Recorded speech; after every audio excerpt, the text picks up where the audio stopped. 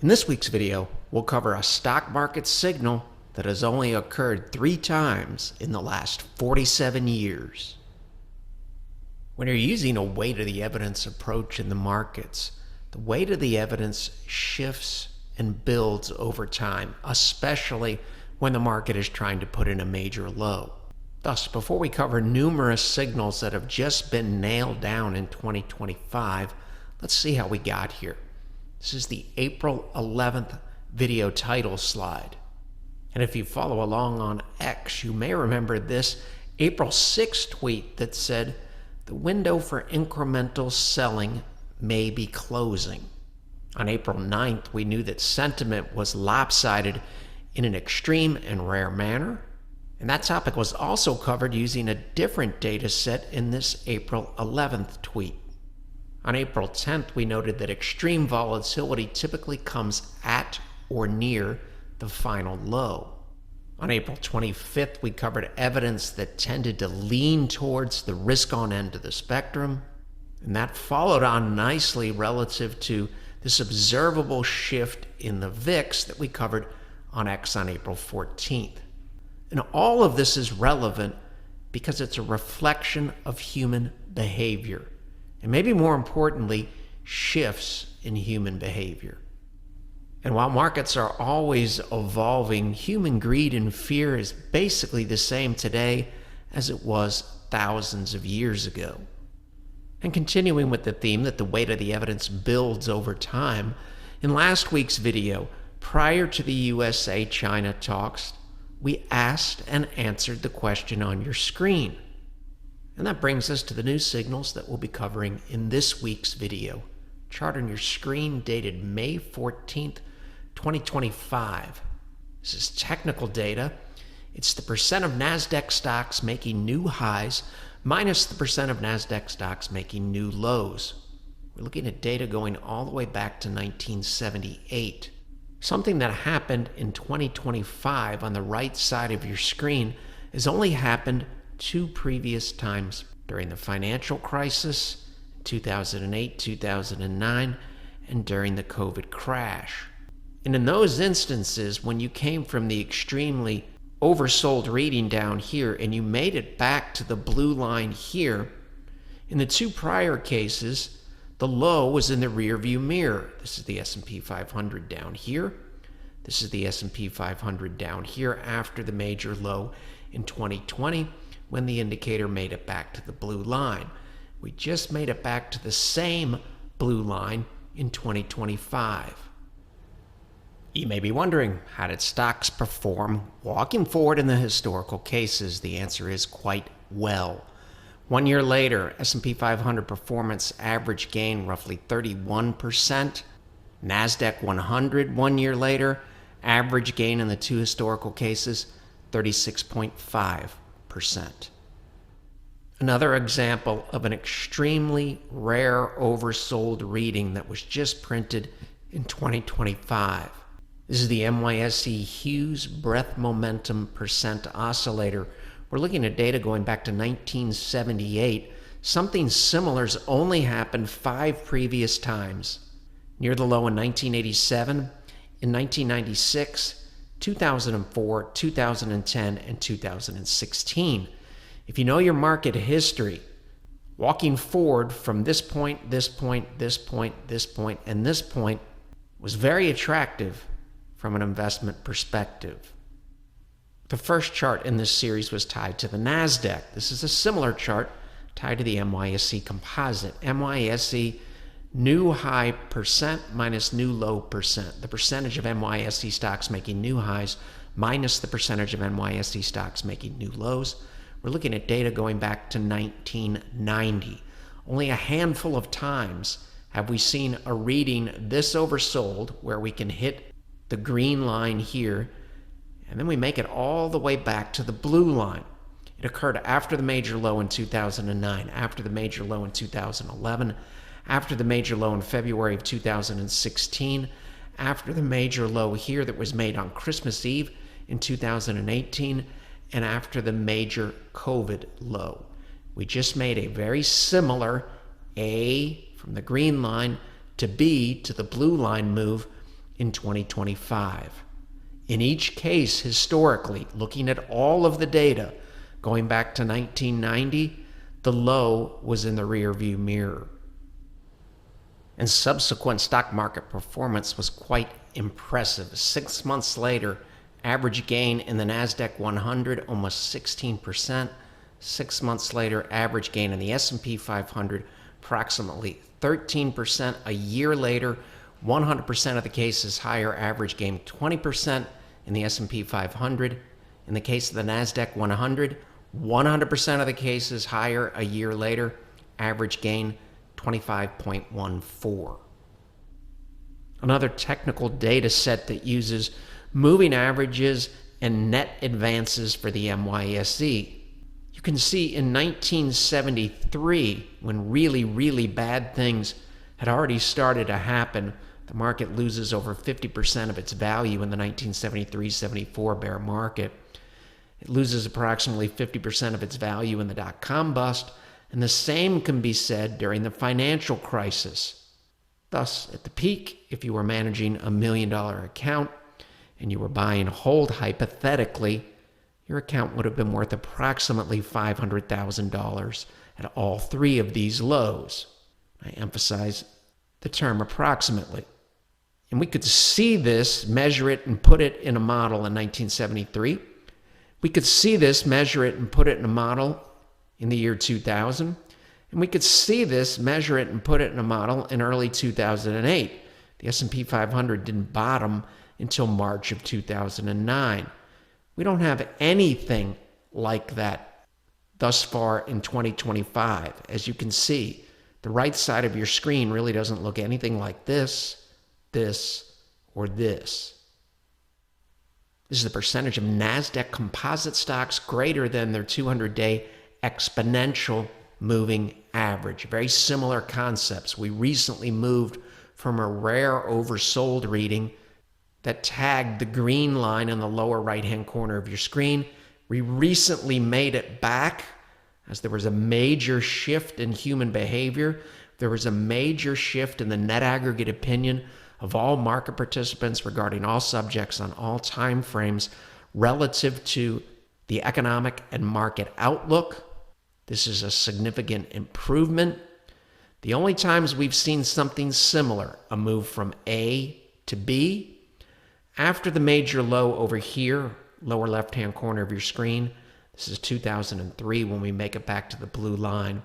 After the major low in calendar year 2009 at the end of the financial crisis, after the European debt crisis scare and all the problems with Greece in 2011, we tagged the blue line early in 2012. We tagged the blue line here after the major low in 2016 that occurred in February of 2016. We tagged the blue line after sentiment shifts following that Christmas Eve low. We tagged the same blue line after the COVID low.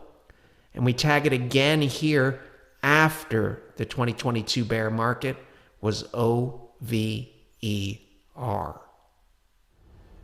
Given the fact that when you're clearing the 200-day exponential moving average, that speaks to longer-term trends, it's not surprising that 100% of the cases were higher looking out 6 months, 1 year, 2 years, 3 years, and 4 years. Average gains, 18% roughly, 30%, 54%, 61%, and 71% looking out 4 years. Since we're using a weight of the evidence approach, it's relevant that we're looking at data sets tied to numerous major indexes in the United States. This data set is tied to the S&P 500 index. It shows the percentage of S&P 500 stocks greater than their 200-day exponential moving average. The concepts are very similar. In this case, the signals that were generated in 2009, 2011, 2019, 2020, and 2022 were either after the major low or, in this case, in very close proximity to the major low. But in every single case, stocks were very close to shifting from a bearish stance to a bullish stance. After generating this signal in the indicator tied to the 200-day exponential moving average, the median gain in the S&P 500 was 6.8% looking out 6 months. 1 year it was almost 14%. 2 years out, median gain just a hair under 37%. Simply telling us to keep an open mind about a wide range of outcomes, including, despite all the negative press, bearish sentiment, and general state of fear, it's also important for us to keep an open mind about much, much better than expected outcomes over the next 1 to 2 years. Multiple indices looking at multiple data sets. This is the NASDAQ composite, the percentage of stocks greater than the 20-day exponential moving average. We're looking at all the data that we have. We're not cherry picking. We have data going back to 2002. Very, very similar concepts here. After the major low, after the major low, after the major low, after the major low, after the major low in 2020, and in 2022, in very close proximity to the major low, and soon thereafter, really good things happened. Simply telling us to keep an open mind about a wide range of outcomes, including better than expected outcomes. Subsequent NASDAQ composite performance. Average gain 6 months later, 16.65%. 1 year later, 32.3%, 100% of the cases higher. 2 years later, 100% of the cases higher. Average gain 60%. Median gain 61.01. Weight of the evidence approach, different data set. This is NASDAQ, the percentage of NASDAQ stocks greater than their 50-day exponential moving average. Once again, we're looking at all the data going back to 2002. In this case, when you went down and hit the green line here, came back up and tagged the blue line, similar to what we just did, we could see, measure, and put it in a model in 2025. In the only other historical cases, it's only happened 5 previous times, after the major low in 2009, after the major low in 2011, after the major low in 2016, after the major low on Christmas Eve 2018, after the major COVID low, and again in 2025. Chart on your screen is dated May 15th, 2025. This is the S&P 500 tech sector bullish percent index on the top of your screen. S&P 500 on the bottom of your screen. This has only happened 1 previous time, and now 2 times in the last 29 years. We're looking at all of the data that we have, goes back to 1996. Only 1 previous time did the XLK, bullish percent index, get down to this green line in an extremely pessimistic and oversold manner, and then rapidly claw its way back to the upper blue line in an increasing bullish conviction manner. And that was after the major low in 2009, after the financial crisis was over. We just did something similar in 2025. Came down and tagged the green line and made it all the way back to the blue line. After generating this signal on September 28, 2009, the S&P 500 gained over 36% in the subsequent 3 years. In the case of the NASDAQ 100, walking forward from September 28, 2009, the date of the signal, the NASDAQ 100 gained almost 64% in the next 36 months. Anecdotally, another good sign, this was the headline late on Friday afternoon on CNBC.com. It speaks to liquidity and improving risk appetite in the tech sector. This data set is tied to the more narrow NASDAQ 100. It is also the bullish percent index. Only 4 previous times, going back to 1998. And in each case, when you had an oversold reading like this and you made it back to the blue line, the low was in the rearview mirror in 2003. The low was in the rearview mirror in 2009. The low was just made in 2020, and the low was in the rearview mirror after the bear market in 2022. Something similar just happened. Has nothing to do with opinions or outlooks. This is factual data. Chart dated May 15th, 2025. Similar concepts, but now we're looking at the bullish percent index for the S&P 500. In each case, it happened after the major low, after the major low, after the major low, after the major low, in very close proximity to the major low in 2022, and it just happened again in May of 2025. Keep in mind, human greed and fear hasn't changed in thousands of years.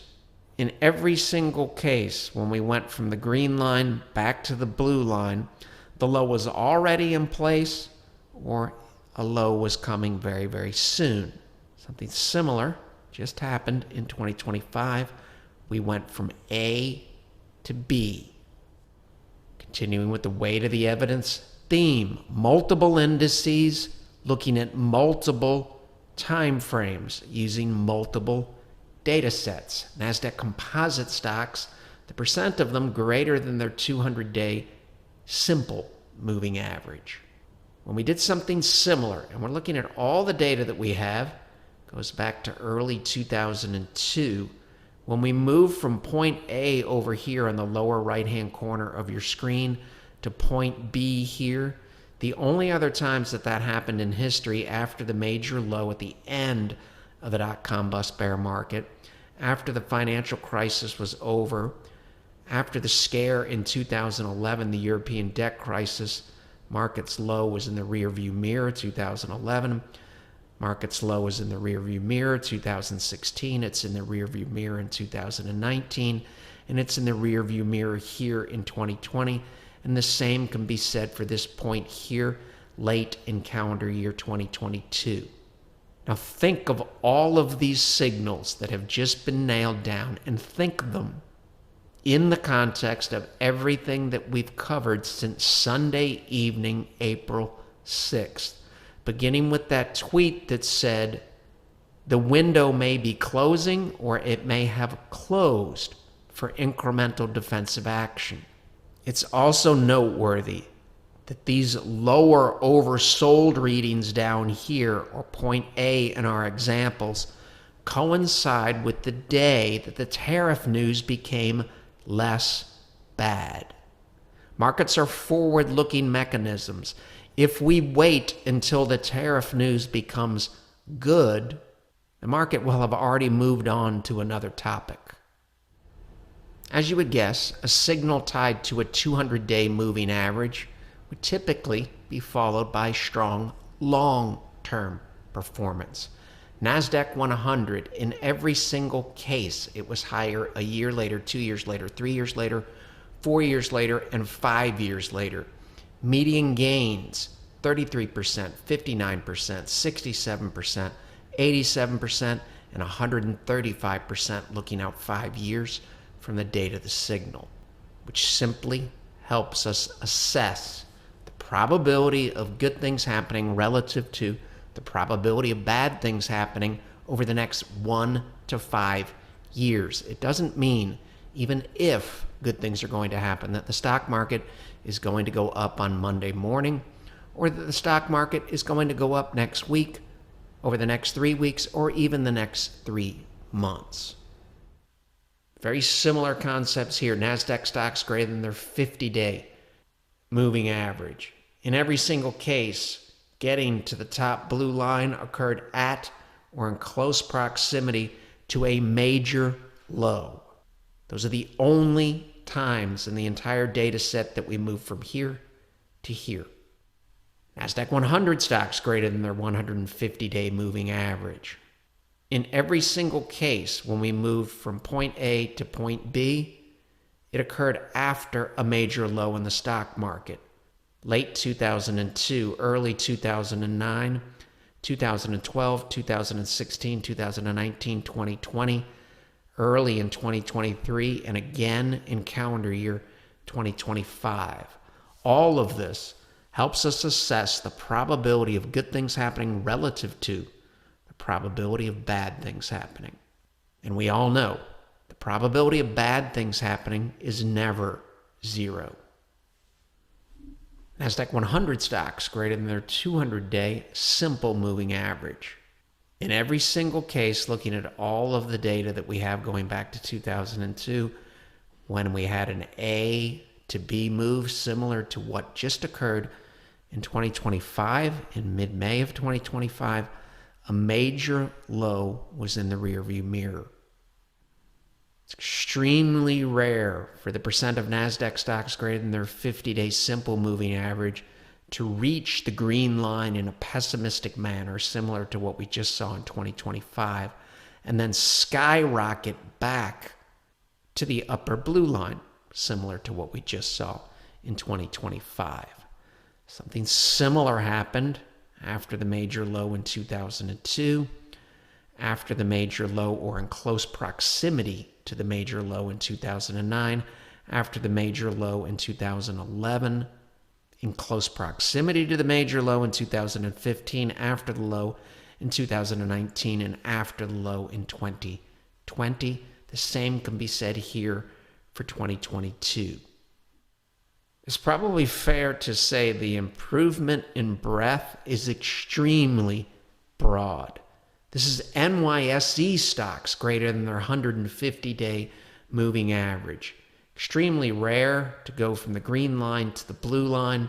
It's only happened a handful of times, and in each case, the major low was in place. And maybe more importantly, and in each case, good things continued to happen. Good things continued to happen. The trend was up. The trend was up. Good things happened for almost a year here, and good things happened for more than a year here. The number of green tables that we're covering speaks to the weight of the evidence. 1 year later, every single case higher. 2 years later, 3 years later, 4 years later, and 5 years later, every single historical case when a similar signal was generated, the S&P 500 did well.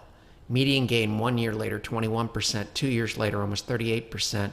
3 years, 49%. 4 years, pushing 60%. And 5 years later, the median gain in the S&P 500 index, almost 82%. Fairly limited data set here. This is S&P 600, small cap, new highs minus new lows, the percent of small cap stocks making new highs minus the percent in the index making new lows. We only have data going back to 2010, but when we've moved from green to blue or A to B, the only other times that that's happened, after the major low in 2016, after the major low in 2018, and after the major COVID low, it just happened again in 2025. So our weight of the evidence here includes multiple capitalizations and multiple indexes and multiple time frames. A 20-day moving average is significantly different on a time frame basis relative to a 200-day moving average, and we've covered the full spectrum in this week's video. S&P 500 stocks greater than their 150-day moving average. In each case, the A to B move that we just saw in 2025 occurred at or in very close proximity to a major low. And in very close proximity is important. Why? Because when you reach these oversold readings, even if you had a retest that made a lower low, it still made sense from a longer-term perspective, or longer-term investors, to give the bullish case the benefit of the doubt. Now, looking at the longer time frame end of the spectrum, S&P 500 stocks greater than their 200-day simple moving average. In every single case, the A to B move historically, we're looking at all the data going back to 2002, occurred at or in very close proximity to a major low in the S&P 500, shown on the bottom panel of your screen. Same index, S&P 500, different time frame. The 50-day moving average, looking at all the data going back to 2002, the song remains the same. It's rare to see a move from down here to up here every single time historically, with no exceptions. That type of move occurred after a major low was in place or in very close proximity to a major low. And keep in mind, the weight of the evidence builds over time. This is a chart that we covered in an April video, basically telling us down here in April to keep an open mind about better than expected outcomes. Since then, things have continued to improve. The fact that we're seeing these signals on multiple indices, including the broad S&P 1500 index, is that it tells us a broad array of investors, from small cap investors to mega cap investors, to shorter term traders that use 20-day moving averages, out to longer term investors that focus on 200-day moving averages. They have all drawn, for the most part, based on present day data in the context of history, the same general conclusion that the major concerns related to tariffs, the worst case scenario from a probability perspective and a projection and expectation perspective, the worst case scenario or scenarios have most likely been taken off the table, at least in the eyes of investors. And in the past, when they felt that way and made a shift on multiple indices from small caps to large caps to 20 days to 200 days, more often than not, the low has already been in place. And if there was a retest, it was a successful retest. I only have data in this case going back to 2010, but the only other times we've gone from A to B, after the major low in 16, after the major low in 18, after the COVID low, and after the 2022 inflation bear market was over. Something similar just happened. Chart on your screen dated May 15th, 2025. Subsequent NASDAQ performance, walking forward from the date of the signals: February 2016, January of 2019, May of 2020, and Halloween of 2022. Average gain in the NASDAQ composite, 30.45% a year later. Median gain, basically the same, a hair under 30%. Every single case, the NASDAQ was higher. Keep in mind, what we're covering here has nothing to do with opinions or bias. The market generated these signals. They're clearly observable in hard data. We're reviewing facts. This has nothing to do with sentiment surveys, which are basically opinions about what might happen in the future, or economic commentary that speaks to the fact that the economy could be headed for trouble based on how the implementation of the tariffs unfold. And there's nothing inaccurate about the commentary on the right side of the screen. In fact, it's quite accurate, but it speaks to human nature. And typically, when people are this bearish, they've already sold, telling us that most likely they're sitting on cash. And that cash on the sidelines, historically, helped propel the market, in this case higher, over the next 12 months between 21 and 24%. Don't have a lot of data to look at here either. It only goes back to 2010. The prior leader, XLK, in a recent laggard, has just done something that tells us we should keep an open mind about that laggard possibly flipping or trying to flip back to a leadership position. When this indicator has been oversold and reached the blue line and gotten back to the upper blue line, the only other times that's happened is after the low was in place in 2011, very close to the low in 2016, after the major low in 2018, after the COVID low, and after the bear market was over in 2022. Something similar was just printed in mid-May 2025, simply telling us to keep an open mind about much better than expected outcomes, and simply telling us to keep an open mind about the highest growth sector on the planet and in any country resuming its leadership position. And we open the video with the concept of the weight of the evidence building over time. And that includes the weight of the evidence building over the past 5 to 10 years. Ask yourself, relative to recent market performance, the recent signals that were generated, and subsequent stock market returns being extremely favorable, does that align with or contradict the database thesis that we're in a secular bull market primarily driven by demographics that could last until 2035? And given everything that we've covered in this week's video speaks to probabilities, which we know are significantly different from certainty, it's extremely important that we head into next week and every week with that flexible, unbiased, and open mind. The material in this video has no regard to the specific investment objectives, financial situation, or particular needs of any viewer. This video is presented solely for informational purposes and is not to be construed as a solicitation or an offer to buy or sell any securities or any related financial instruments, nor should any of its content be taken as investment advice. Any opinions expressed in this video are subject to change without notice, and Shivako Capital Management, LLC, or CCM, is not under any obligation to update or keep current the information contained herein. CCM and its respective officers and associates or clients may have an interest in the securities or derivatives of any entities referred to in this material. CCM accepts no liability whatsoever for any loss or damage of any kind arising out of the use of all or any part of this material. We recommend that you consult with a licensed and qualified professional before making any investment decision.